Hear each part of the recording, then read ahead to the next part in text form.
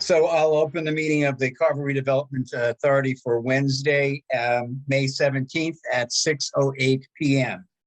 Let me pull up the agenda here. Wait, are we on, Chris? Yes. Okay, thank you. Okay, give me a second here. All right, the first order of business is the North Carver project, and the first subject under that is the eminent domain request by Route 44. So, Mr. Chairman, What paperwork do we get? Mr. Chairman, yeah, if I may speak on that, Is there any paperwork on the request? I got an email from our lawyer, 58, and I'd like to read it, if you will. the 44. okay. When did you get this? I just got it. And it went to Sharon and myself from Kathleen O'Donnell. Are you there? Okay. I'm here. Yeah. It says, Sharon and Joanna, I have reviewed the documents you sent to me related to a request to the Carver RDA to do a taking to clear title to a small portion of the property being developed by Route 44 Development LLC. I understand that the RDA is meeting tonight and that the new town planner intends to have the taking documents reviewed by KP Law attorney Amy Quesel on behalf of the RDA. Unfortunately, Amy and any else at KP Law has a conflict of interest in that the firm serves as town counsel and cannot, under the Code of Professional Responsibility, represent the RDA, which is a co-applicant for the Route 44 project before the planning board.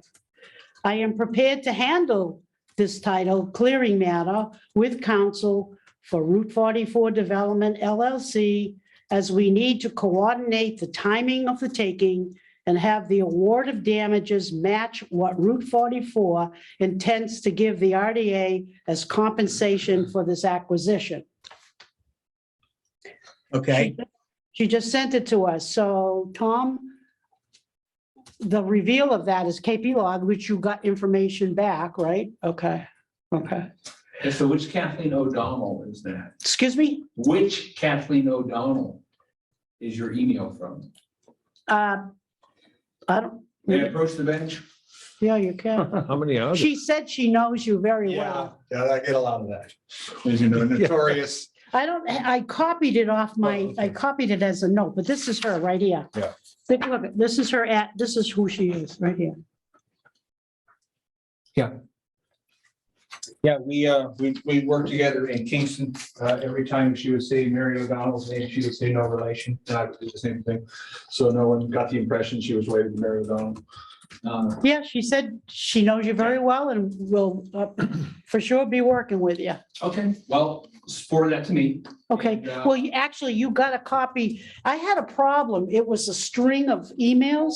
And when I went, and you were on that top of that string. And when I went to open it up and I tried to print it out, I couldn't. I don't know what happened. If it's my, But no problem. So send to me, I've been doing other things and checked my email in the last hour or two. So I will check with Kathleen, but to her point, yes, we sent plenty of things to KP Law. okay. We're in the process of reviewing those things. Okay. So I'll talk with Kathleen. I'll basically reply back to Kathleen and She, to give you a background, since the beginning of RDA 2006, which I was one of the first of four members, Savory came later as a fifth member, but we've had her all along. We always used her on the real estate side. And for when town administrator kind of took over when this project came in, and he would sit on the table at the table all the time. And when anything came up, it was to Jim Walsh that, oh, this would be KP Law. So all Jim Walsh ever knew was KP Law. When Jack Williams was interested in buying the property at 90 Forest Street, Jim Walsh came with the the rationale that he wanted to buy it. I spoke up and said, well, wait a minute, we have our own lawyer. And Jim Walsh he never knew, he didn't know. So that was a reveal. However, Jim Walsh was not comfortable working with anybody else than KP Law. So he had to get our permission to continue with KP Law. And of course, when 90 Forest Street came as a buy for another, I stepped right in and said, I'll definitely handle this. Kate, Kathleen is our lawyer, et cetera. And so that's kind of where we are today. So not a problem. You're our new planner, so that's why I wanted to educate you. Kathleen, by the way, in case you're on, is a great lawyer and a great sailor as well. So you're safe in either court. Whether you're on the Okay, seas or- sounds good. That's good. just puttering. Great. So So I will follow up with Kathleen, but to the point is that the documents that I think perhaps started with Mr. McLaughlin, they came to Sharon, they came to me, she got that. yeah, are now to KP Law, to Katie Klein, who's the attorney who's looking to toast them. Okay. So when I get back upstairs, after we're done. When you get back upstairs, if you go on your computer, I'm sure, because this just came about 5:15 or 5 o'clock or whatever, you'll see you're on there too. So you can start corresponding. So it's a matter we're going to take care of as swift as we can. No, I understand that. I spoke with, I know Kathleen O'Donnell very well, and I agree. She's a great lawyer and a nice person. I don't know about the sailing. And, but I also spoke with Catherine Klein today, and she pretty much agreed, I think, with everything I had to say. And she was just gonna, review the details to just double check, but everything's moving in the right direction, I would say. So I guess the two of you, if you want her phone number, I'll gladly send that along too. Or you probably have it anyway. We'll sort that out. So You to could the point of, yes, we are proceeding with the eminent domain taking as requested. Yes, we do have legal counsel reviewing that information, and whether we have a shift in which legal counsel is going to review that is to be determined. Okay. And I think what might be helpful, if I could quickly walk the board through the details of this taking, would that be okay? Yes, George, yes, please. That was going to be my request. So yes, please. All right, Mr. Chairman, members of the board, my name is George McLaughlin, and I am a principal with Route 44 Development, the owner of the property. As you know, we own now about, 350 acres out there. Originally, we owned the hole in the donut, which is about 180 acres in Carver. And then over the past number of years, I've gone around and acquired all of the property around us by purchase.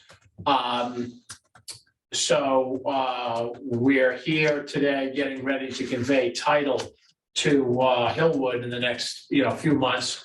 And one of the issues that came up when we purchased back in 2017, we purchased from Michael and Sharon Tassinari. And the Tassinaris, and I want to pass out a plan to everybody. There's a little, I've highlighted it on Joanna's, but at the top of this plan. I have a yellow pencil if you want to, Yeah, if you. you want to highlight it? Here, let me have Highlight that. Roger, let me have that. I'll highlight it. Okay, yeah, no, I see where, oh, yeah. Sure, it's this. Here, I'll highlight it. Beautiful. Thank you, sir.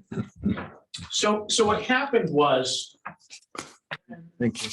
the Tassinaris purchased from Mr. Shirtliff, who owns the property that surrounds the Tassinari parcel. They thought that they were buying, and Shirtliff thought he was conveying that little, it's actually a 5,231 square foot parcel that's been highlighted. Through inadvertence, it wasn't included in the deed. So not only do I now, where Route 44 owns the Tassinari parcel, it also owns the parcel around it it's on this plan, it's shown as remaining land 7.88 acres. So I own the property to the right, which was owned by the Tushers. And so we started looking into the title, and I hired our title expert, Ed Rain, to study the situation. Long story short, it became so convoluted, the title to this, that, people had died, people had children, and then the children had died. It just became a very difficult title to track down. So my title expert said, look, the easiest thing to do is to have the Carver Redevelopment Authority take it by eminent domain, and that will straighten it out. Now, I also want to hand up to you, when I bought from the Tassonaries, I said to them, look, I don't want to hold you up, because they wanted to move on with their lives and their long-time residents and what have you. I said, look, I'll go ahead and buy your property from you, but I think I'm probably going to have to do an eminent domain taking down the road at some point to straighten this title issue out. And they're still living locally. And so I said, look, I want you to sign a letter to the Carver Redevelopment Authority saying that, you thought you were getting this 5,231 square foot parcel, and through no fault of your own, it wasn't conveyed. And so I'm in the position of having bought what they thought they owned. They should have owned it. It was just a scrivener's error in essence. So they've already agreed in this document, we're not going to seek any compensation in connection with a taking of this 5,231 square foot parcel. As you note, I had them sign this almost 5 years ago now, because I knew at some point in time this was going to come up, and this was the obvious way to solve it. My background, in addition to, I own a fair amount of real estate, have developed and owned a lot of real estate over the years. I started out as a trial lawyer. I've tried probably 150 jury trials. I've tried a lot of eminent domain cases. So I know the eminent domain law pretty much backwards and forwards. And so I just knew that this was going to be the technique to straighten it out. So mechanically, and I talked to your attorney, Catherine Klein, today about this, mechanically, what has to happen? Mechanically, what has to happen is you have to hire an appraiser to appraise the parcel.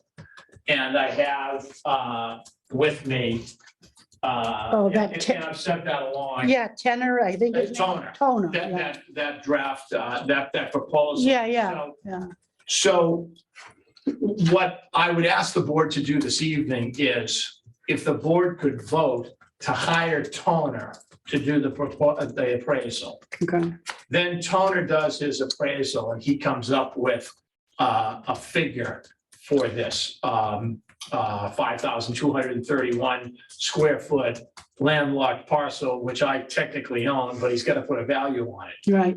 So then what happens is the next step, obviously after you consult with your own attorney, is you hire Toner tonight.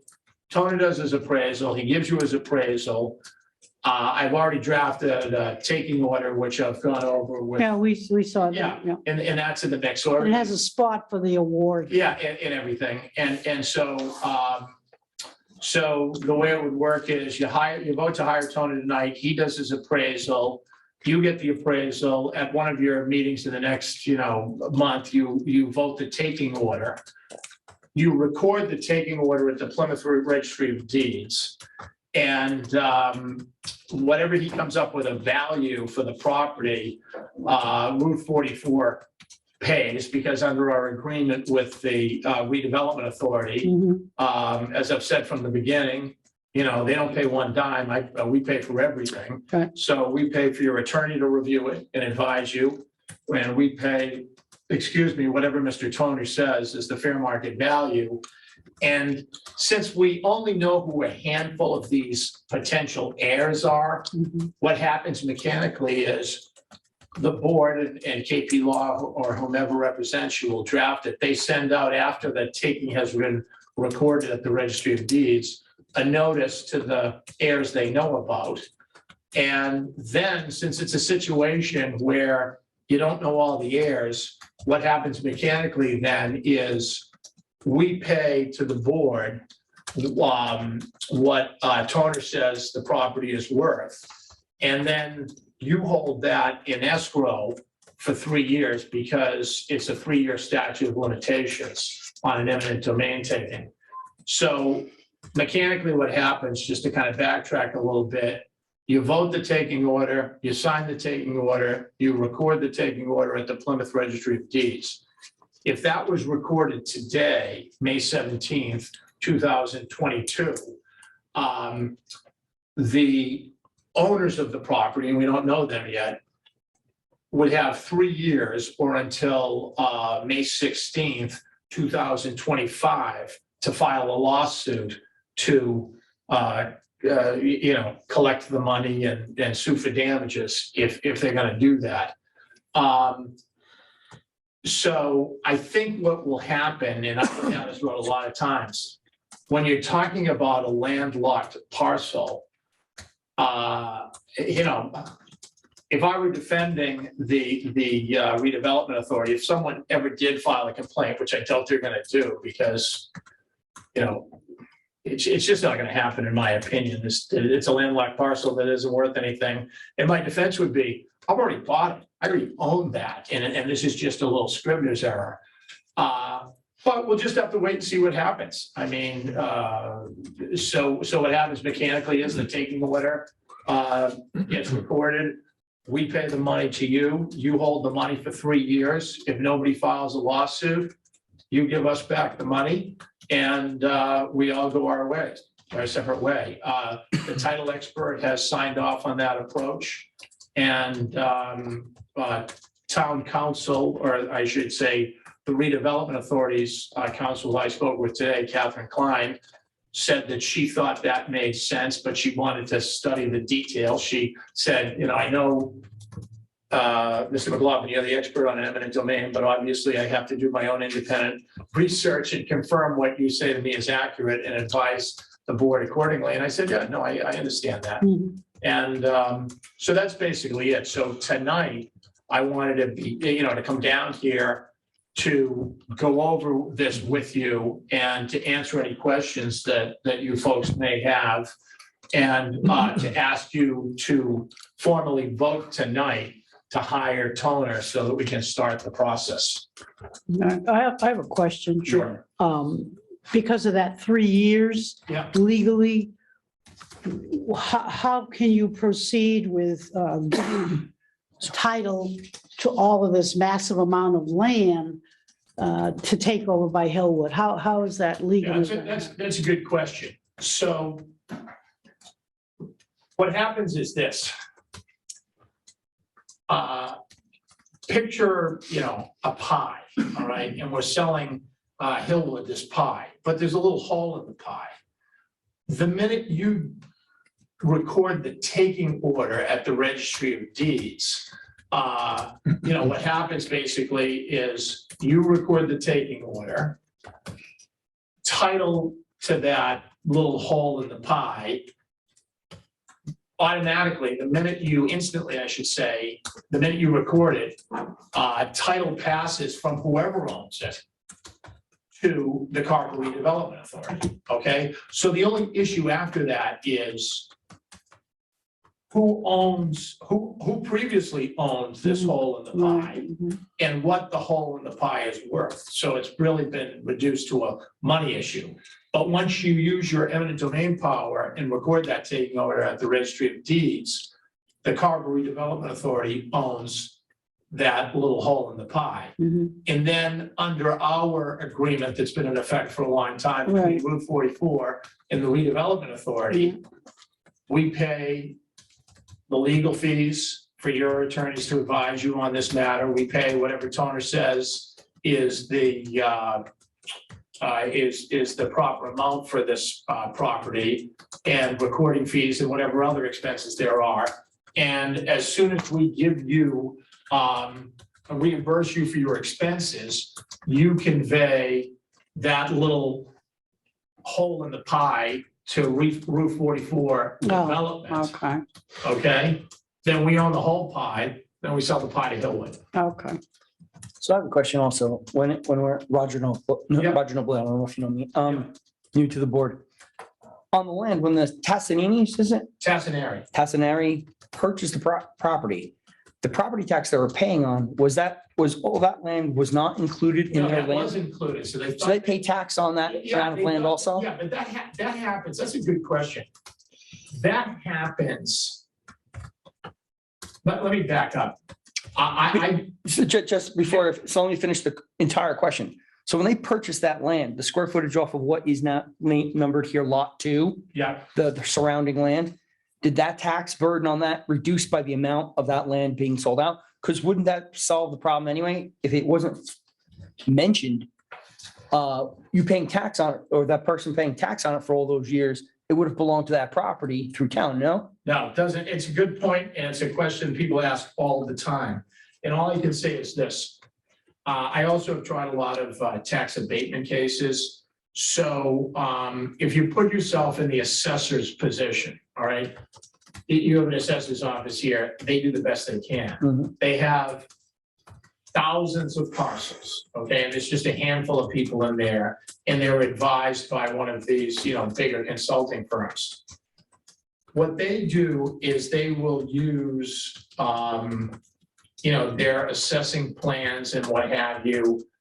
Many times assessing plans, because they're not instrument surveys and what have you, are not accurate. A lot of times people, when you really get into the nitty gritty of an assessment, a lot of times people may be assessed for a little more property than they own or a little less property Hmm. than they own. So the assessing records are kind of, I would say, typically 98% accurate, but the registry of deed plans are 100% accurate, because those are the ones that really control ownership. And those are the records that don't show that this parcel was originally added as said to that because it wasn't in the full Well, contract. there wasn't a plan originally, so the reason why this issue came up is if you can picture this huge 300+ acre parcel. Mhm. One of the first things I did, and it cost a ton of money, is I hired a local surveying firm to go out and do instrument surveys of the entire property and also of all of the parcels Surrounding. within the four corners. And so it isn't until you do that level of scrutiny that issues like this come up. And to be honest with you, when you're dealing with 350 acres, I'm amazed that this was really the only issue that came up. Okay. So it's not an easy fix to just sit there and say, let's look to the tax records. You've been paying for it. That was sold off. Let's make a correction there. It has to go through this process to be ironed out. Has to go through this process, right? And to take it one step further, I hired, before I even came to you folks, I went to my title expert and said, look, run the title on this and tell me who you think the owners are. Because really what I'm talking about here is I'm looking for title insurance. I mean, what Hillwood wants before they close the property is they want to know that they have a 100% bulletproof title that can be insured by their title insurer. Everything's perfect with the title except for this little hole in the donut. And so the first thing I did was I said to Ed Rannon, well, let's try and figure out who the heir is of Shurtleff who inherited this. Mhm. But that's when it really got complicated because Shurtleff died. His estate owned it. He had 8 children. A couple of the children died. And they didn't have, it just became impossible to track down. So Okay. that's when Raina said to me, and I anticipated this back in 2017, when I had the Tassinari sign that letter, I figured that was gonna be the solution. This is the only eminent domain in the whole Thing. donut, right? I mean, Right, The whole because- pie, yeah. Right, because what happened Yeah. was, when I came back and joined, you remember this, when we were negotiating our land development agreement with the board. I said, look, we have to have the power of eminent domain baked into our agreement. And the reason for that is because if you want to see this big property developed, Mhm.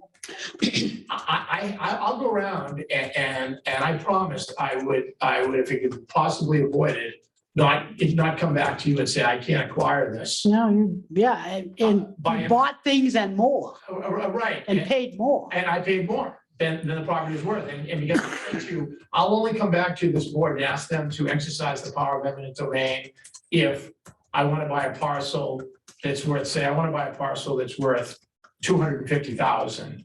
And the person says to me, oh, no, I want 2.5 million. That's just not fair to me. On the other hand, I overpaid everybody. And the reason I overpaid everybody was twofold. Number one, I like to switch it around. If I were the person who owned the property and someone came knocking on my door and asked me to buy my home that maybe I didn't want to sell, I'd say, yes, but you have to pay me a little more than it's worth to go through the aggravation. And so that's what I did with everybody. Yeah.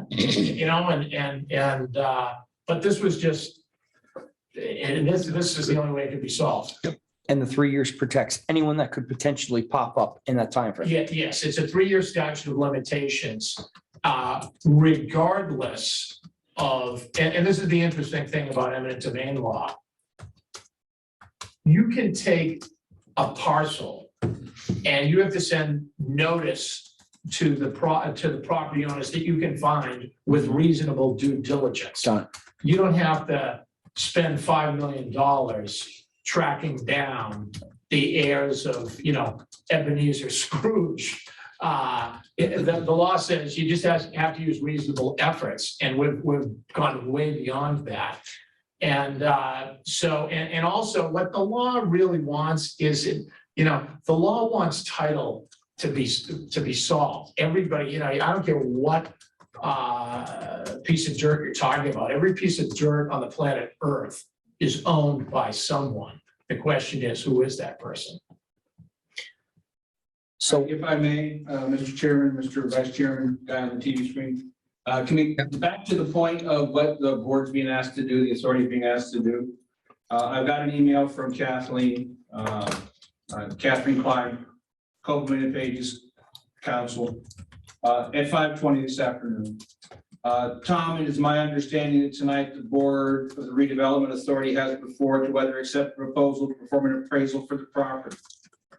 I recommend the board go forward with accepting the proposal this evening. I'll get back to you the next day or two relative to what the requirements apply to the exercise of eminent domain. I spoke with George McLaughlin and will advise regarding this conversation as well. So from Copeland and Page's recommendation is, and we always want to listen to our attorney, not someone else's, no offense, Mr. McLaughlin. Yeah, right. With that said, that's town council's recommendation is to recommend this proposal, to vote to accept the proposal to perform the appraisal for the property. And we'll get that rolling. If you get it, effect. All right, I have a couple of questions for George, basically. How long did the Tassinaris own it and think that they owned that little piece of property? A long time. Let me just look at the deed.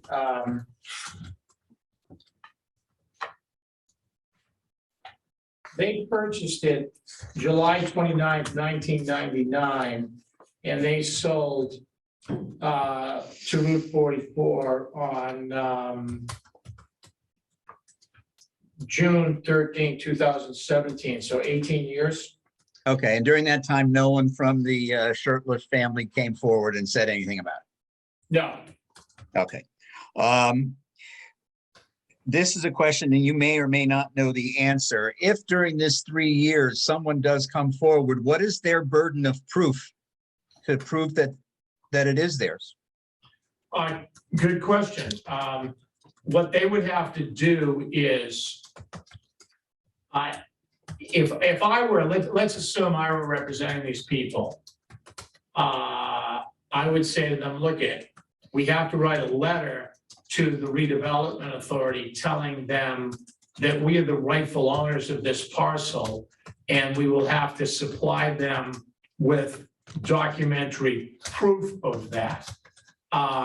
Ed Rainin, who's a very experienced title person, couldn't figure out after spending a fair amount of time on this, what the group was that owned 100% of this parcel. We've been able to identify a portion of the group that has an interest in this, but a portion doesn't get you where you are. So mechanically, Savory, to anticipate your question, what the group would have to do is they'd have to write a letter to the board saying, we're the group that owns it, and here's the proof. If the board then said, or the board's counsel said, yeah, I don't think you've proved to us that you own it, then what they would do is they would have to file a complaint in Plymouth Superior Court saying, we are the owners of this property. And let's assume they say, we don't think you've compensated us adequately. We want more money.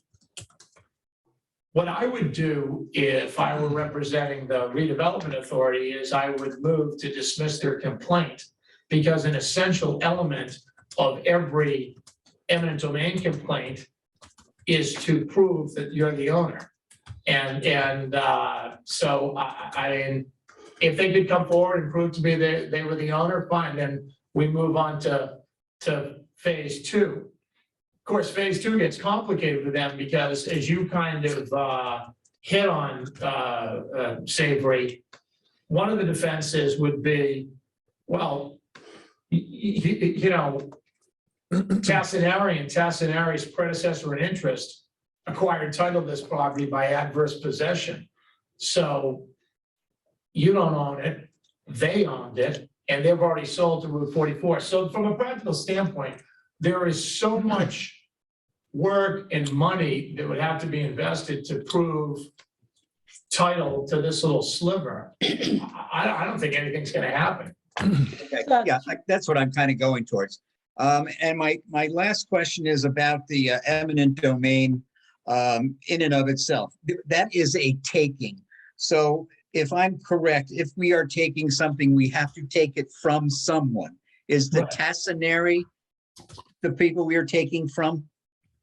It would, the taking order, which I've sent to the board, which the board's counsel is reviewing right now, mentions the Tassinaris. It mentions some of Shirtlift's descendants who we have been able to identify.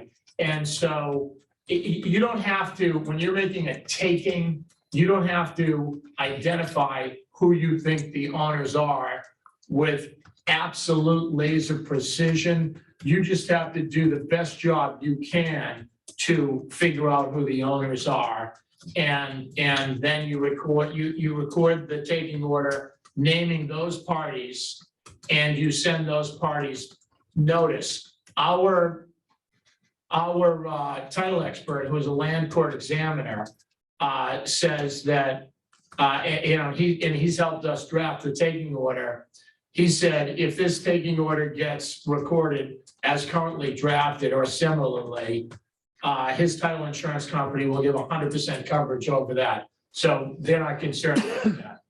Okay, all right, that makes sense. So really, in effect, that the taking is the taking of the 5,000 square feet, and ownership is, even though it's muddled, is not required. Right, we don't have to, all the taking authority has to do is they have to use reasonable efforts to identify who owns the property and to Okay. give those individuals notice. All right, that's fine. But you own it all. You own all the surrounding properties now Right, anyway, right? right, right. So you're in essence protecting, you bought the one set of properties and then that last piece of the property. So yeah, I don't. Yeah, I say I already own it, but it's just, this is kind of a very technical Right. title issue. And, everybody says this is the way to solve it. I think you've done a good You job. just want to clear it up for Hillwood. Right, right. Yeah, because he don't want, It's just That's the bottom. As I say, we have this 100%. we have this perfect parcel that's been surveyed, that's, everything's done, all the i's are t, all the i's are dotted and the t's are crossed. And we have this one little smidgen hanging out there. And that little piece of property has a value. We know that we can bring that value out and it's not going to be anything nominal that's going to stop this project or any project moving forward. Right, and so, and that's a good point. And so this isn't the first time this has come up on a project, you can't stop progress. Right. What you do is, you do the best you can to identify the owners, you send them notice, and you put the burden on them and you start the clock ticking. Hey, you have 3 years to file a complaint and prove that you own it. I have a question through you, Mr. Chair, to you, George. In your exhibit, you tell us that Tusha, whom we know very well, because they used to live there, and that's a daughter, and Deborah Sullivan, whom I also know, she used to live up on the hill there, they're alive. Right, And so they're going to obviously get a notice, right, correct? right, and If they're very good on record keeping and they have some sort of pass-through information that their father, whomever, we kind of open up the door to more scrutiny. yeah, well, what we're doing there is, and I've talked to Karen Tusher about this because I found out that Karen Tusher was Karen Shurtleff. Yeah. And Karen Shurtleff Tusher thought that her father sold this parcel to Tassaneries. Tassaneries and Tusher lived side by side, Yeah, and everybody just assumed, and then Borofsky owned around them. yeah. So Borofsky thought Tassaneri owned it, Tassaneri thought Tassaneri owned it, and Tusher Shurtleff thought Tassaneri owned it. Then when this little issue came up, the first thing I did was I called Karen, who I know, Yeah, and I said, hey, this issue's come up. One of your siblings are still alive. And so that's when it started to get complicated, because I think she had, that's a big family, by the way. I think she had 7 siblings. Oh, it's a And I huge- think 4 of them are still alive and 4 are deceased. And then of the deceased, each one of them had 3 or 4 kids. And so we've been able to identify as best we can Mhm. who might have an interest. And we're gonna send a notice to Karen, Yeah, her sister, yeah, her nieces and nephews. yeah, all the things that. Everybody was there, yeah, so it isn't like we just threw up our hands, I spent a lot of money with Ed Brandon tracking down whoever we could. But then there were all these loose threads, Yeah, so he basically said to me, you wanna spend the rest of your life tracking this town, or you wanna take it by? so my next question is, this is quite a list. Right, So isn't it like a 30-day time frame? This all has to get done? no, but what happens is, this is what happens. You vote to hire Toner, Mhm. Toner does his appraisal. Toner sends you his appraisal. You vote the taking order, you record it.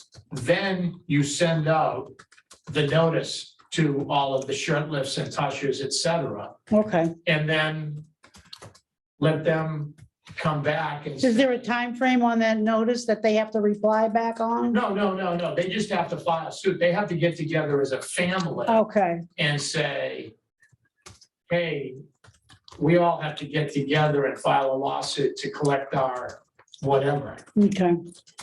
And so I'm sure I'll be hearing from Karen and her sister and everybody saying, how do we proceed? And I'm gonna say, hire a lawyer and figure out what I couldn't figure out. And I'm sure they're just gonna say, this just isn't worth it. Yeah, I have one more question. When the other Borowski and the other appraisals, DHCD made us get 2. No, we never took. I never made any takings. Oh, yeah. We never did any. I don't mean to take, I realize, but didn't we had to get 2 appraisals? That's what they demanded of us, because I remember. Well, no, right. That's a good memory. They said, if you do if you do a taking where you know the person and it's a significant property, Okay, you're gonna get 2 appraisals. Here, everyone said, this is so inconsequential, okay. you can just do it with 1 appraisal. Oh, okay. Well, I just checking Yeah, because good memory, good memory. we had to do 2. Is the cross street of this property 58 or is it, what is that? Heather's Path? No, Okay. no, it's off Montello. This property fronted right on off Montello. Okay. So there's no crossing. Okay. Okay. How quickly do you think Toner can get the appraisal done?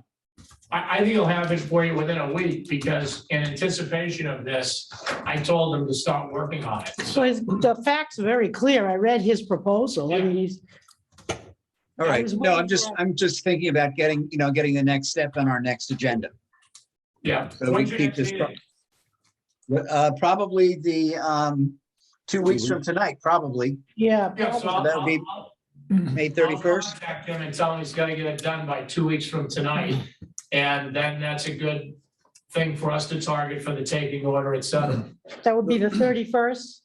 Yeah, I will have to talk to Sharon. We may push that back a week so that we do 2 meetings in June. You know, the 1st and 3rd weeks of June. Oh, because of the We'll see. holiday?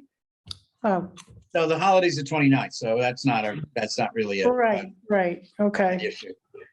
All right, are there any other questions or comments about this before I ask for a motion? Go ahead, Pat. Just one. It just would seem to me that this face value, the actual appraised value of this little thing has got to be minimal Right, in the real world. right. And unless people think like you see these big highways being built and you get this little house in between them and stuff, and they're going to pull one of those deals. But A little pink house. yeah, right. Yeah, but it's just, No, this isn't that situation, because what it is, and nobody's tried more of these cases than I have. yeah. What is a 5,231 square foot landlocked parcel worth? Well, it's a percentage to the Might acre. even be less than Toner's fee. Well, there's an acre is 40,000 square Yeah, feet. but you can't- But Joanna, with respect, you can't do it that way, because that's not the question. An acre, I agree with you, an acre, if we're located with frontage. Say it was 150,000. Yeah, okay, but you can't say, oh, okay, now this is 2%, so it's 2%, 150. What you have, the way appraisers do it is they look and they see what other landlocked parcels have sold for, and it's pennies on the dollar. I mean, it's Yeah. just not worth anything, Right. Okay. so. Okay, good. All Everyone set. done? Thank you. think Any other so. questions? No, I think we're good. All right, then I'll entertain a motion for the RDA to accept hiring Toner to do an appraisal on the property in question, the 5,200 square foot parcel that is going to be taken. Okay, so moved. Second, All right, it's been moved and seconded to authorize the RDA to hire Toner to do this appraisal. All those in favor say aye. Any opposed? Hearing none, it's approved 4-0. All right, so we'll get on that right away. George, are you going to who now notifies Toner to go ahead with that? Is that us? I'll notify Toner Okay, and make sure he gets that done and sends it to you folks. all right, and he'll send an invoice to the RDA, and you'll know ahead of time what that's going to cost, so you can send us a check for that, so our coffers are full before we have to pay. It's gonna cost, what do you say it's gonna cost? 1,500. Yeah, 1,500. Yeah. All right, Can I ask one more question very quick? yeah, sure. Does us allowing this eminent domain for this particular parcel here set a precedent that can be used around town, or is it specific to this? I'm curious that we're not allowing something in for future use. Somebody can then say, we'll throw eminent domain at it, and then where we've set a precedent that, yeah, we'll, with these types of concerns, we could just do it. Well, eminent domain Can't call is, it friendly, that's for sure. eminent domain is a tool that's available to us and has been available to us throughout this entire process.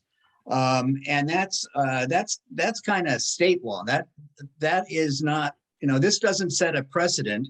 The taking of properties is allowed under very, very strict circumstances. And what we did with George and Route 44 is that we asked him, as the RDA, we asked George to negotiate in best faith with all of the property owners, which he did.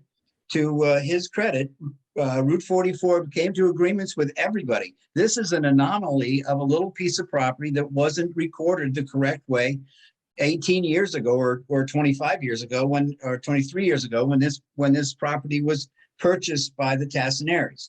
So I don't think that this is precedent setting at all. There are eminent domain laws that allow for taking, but again, they're very strict and they have specific things that have to happen in order to make them work. And this is a case where all of the boxes are checked. So I don't think that this was precedent. I don't think that we have anything to worry about.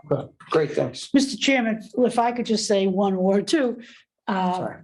Those tools of eminent domain, there are many of them. We're just using one tool available to us to clear up title so we can have clear title passing forward for the remaining of our project. That's basically how I would put it. Good, thank you. And this almost in effect is a taking by request of the property owner to clear this whole thing up.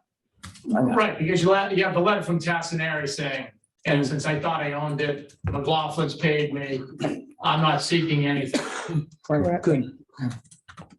Yeah, Okay. because when I was buying it from them, I didn't want them to come back and be a thorn in my side. And, I have a very good relationship with them, and I knew they would never do that. So I said, look, if this rears its ugly head somehow, would you sign this? So they were represented by counsel. They said, fine. No. Basically what they were saying to me is, thanks for buying my property with this little problem. Yeah. Because I could have said to them, hey, sorry, I'm not interested, but that would have been the right thing to do. Well, thanks for being thorough. Yeah. Means a lot. Okay, very good. So that's done. Thank you very much, George. Thanks for All coming right, in. nice and to see explaining you. everything. Thank you. Nice to see you. All right. Okay. Thank you, George. Take care. Have a good weekend. You too. So- Tuesday, so that's a little while. There you go. See you. No cells. Yeah. Yeah, really. Okay, the next thing under the North Carver project is the upcoming meeting with the DHCD. Sharon and I are going to be, and Tom also, I believe, is that correct, Tom? You're going to be on the call on Thursday? That's what I understand, yes. Yeah, with the DHCD, and this is basically to talk to the DHCD to see if Hillwood's plans for the property require any changes to the original URP. So, because they're changing the building, a lot has changed since the original URP has been put out there. I mean, the whole world of the whole area of commerce has changed. So some of the things that may have been asked for 8 years ago are no longer part of the mix. So it's more of an informational for Hillwood and us to talk to DHCD and kind of give them an overview of what it is we're trying to look at.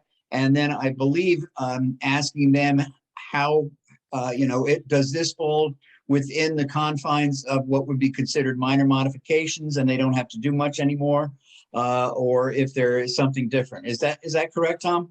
That's what I understand. Okay. So I have a question for Tom, through you, go right Chair. ahead. Go right ahead. I have a copy. I just went in the big book that we have. It's a development agreement that we have with Route 44. Once Hillwood buys the property, are we going to be able to, through our lawyers, I believe that's how we're going to do it, have a new development agreement based on these changes you're talking about? Should we not have a lawyer on there? I think that's a question that will be answered after we have the meeting with DHCD, because we'll understand how different things are than Okay. what we had in the original agreement. Okay. Is that something? Yeah, I don't know. Yeah, okay. All right, so I just wanted to let people know about that. So Sharon and I and Tom are going to be on that call. It's 11 o'clock on Thursday, so we'll report back at our next meeting. All right, you have to forgive me for a quick second. I have my neighbor's dog looking very sad at the door because it's snack time. Hold on.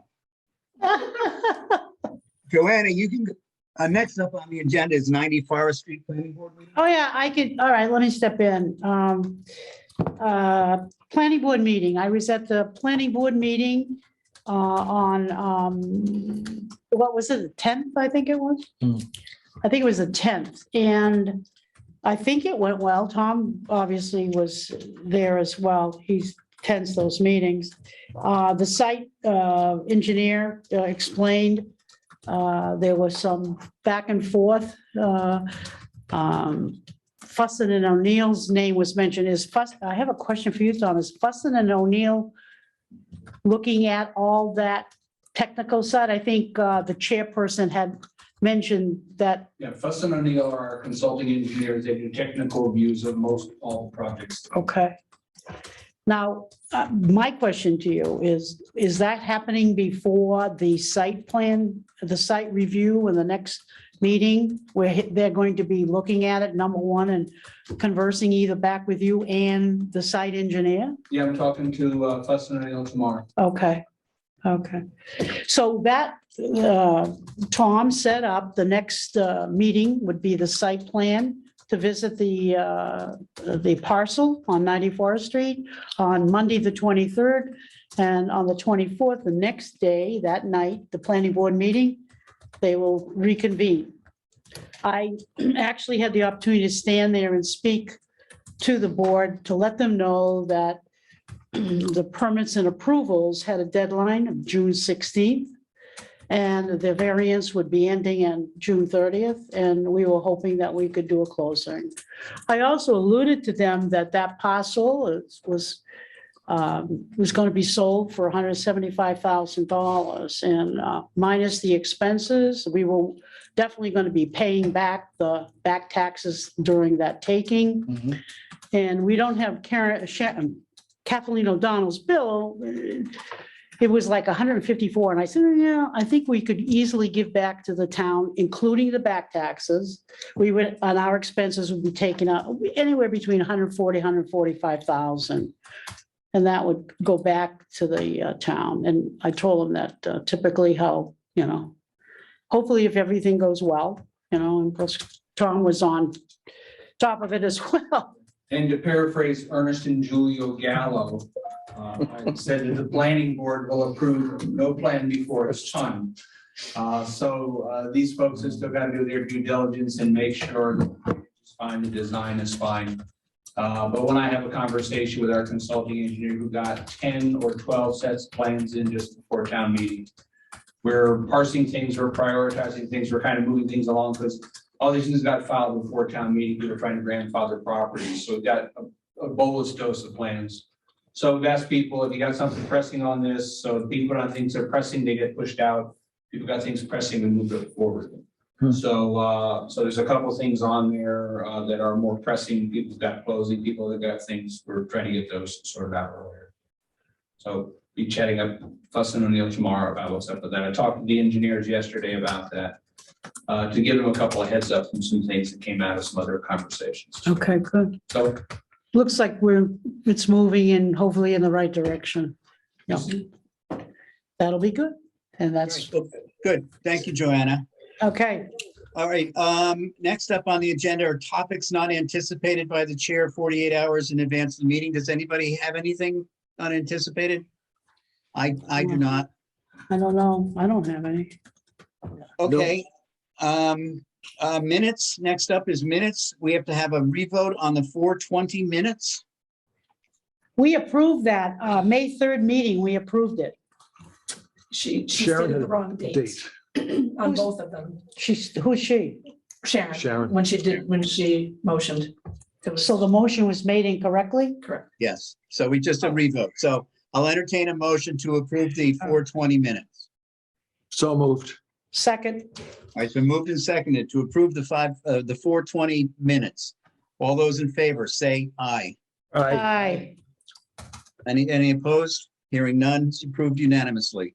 All right, the minutes for 5:3. I have a couple of very minor corrections. Under the North Carver project, in the third paragraph, the word role is there, the RDA's role. It should be ROLE, not something you have a sandwich on. ROLL. Okay. This is the May 3rd ones? Yes, May 3rd, third paragraph. What page am I on? It's the third paragraph under the North Carver project. So page 1 or 2. Yeah, it's probably the first page. North Carver project. Okay, 1, 2, 3. Okay.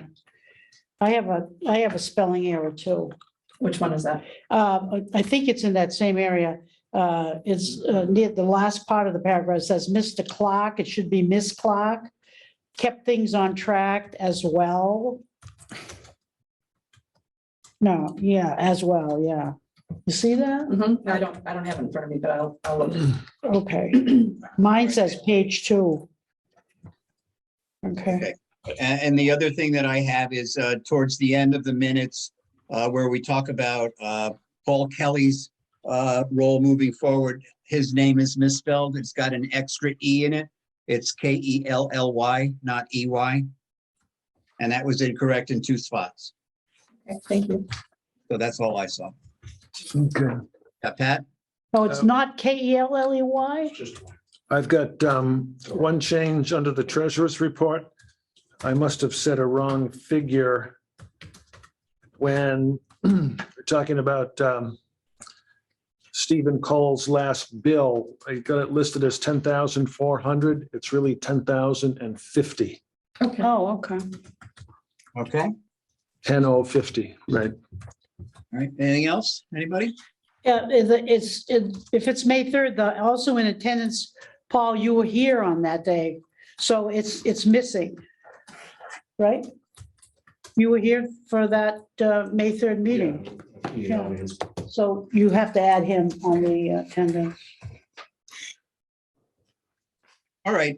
So that being said, I will entertain a motion to approve the minutes as amended. So moved. Second? Second.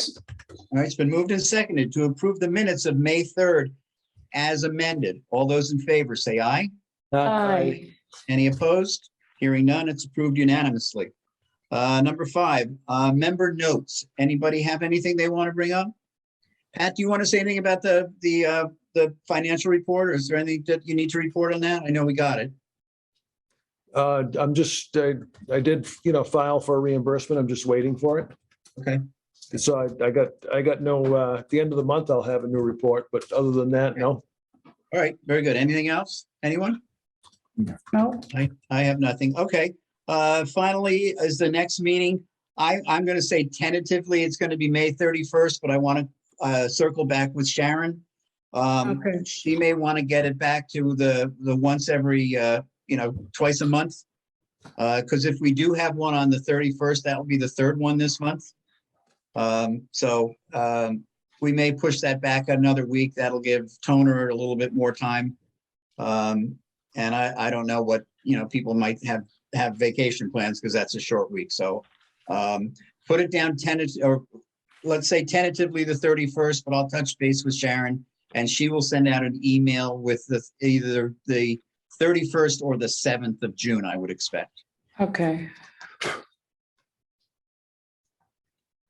All right. And Tom, do you have anything that you want to add to us or? No, only that I checked my email and I don't have that email from Kathleen. She may have sent it to the wrong email address. Oh, really? So if you would be kind enough to forward that to me, Joey. Yeah, when you get home. I gave her your address. Do I have the wrong, can you give me yours? Say it now. Thomas? How about if I send you a note That'd be great. and say, send this back to me? Super. Okay, We got it. perfect. I love paperwork. All right, very good. I will, that being said, I think we're all done here. I'll accept a motion for adjournment. So moved. Okay, I'm everybody wants to sorry. leave. Go ahead. We're all anxious. Okay. All right, so you all made the motion, so no one's left to second it. All I'll right, second it. all right. It's been moved and Pat, seconded to who did you adjourn. get? Did you get Pat? Yeah. Pat? made Either the way, we all made it, we all seconded it, so we're. Okay, fine. So take your choice. All right, so it's been moved and seconded to adjourn. All those in favor say aye. motion. Any opposed? Hearing none. We're out. Thank you very much, everyone.